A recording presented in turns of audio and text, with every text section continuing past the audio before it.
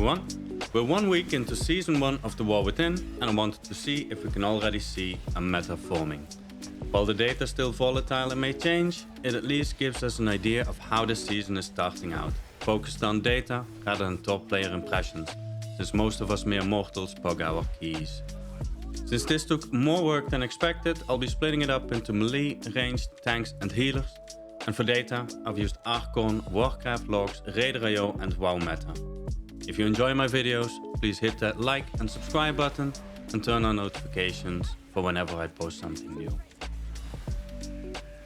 For healers, I'm approaching things a bit differently than I've done with the DPS, since multiple factors make a good, well-rounded healer. I'll be looking at the scores of the top 200 healers of each spec, utility they bring, combining that with some individual top parse healing numbers and overall popularity to make an educated guess on how they stack up. Starting off with the absolute powerhouse of the last week in Mythic Plus, Restoration Shamans. Their healing numbers and overall representation in the rankings have painted the first few pages of RaiderIO blue. This is an easy S tier placement with no contest. Disciplined priests are also performing very well in Mythic Plus at the moment. Boasting strong healing numbers and excellent score rankings, they sit comfortably at the top of A tier. Preservation Evokers are holding their own with solid healing numbers and high rankings, putting them just behind Disciplined Priests. They're definitely an A tier healer looking at past week's performance. Holy Paladins are very well represented in the rankings, with more higher ranked Holy Paladins than Preservation Evokers. However, they also see about 50% more play in the general population.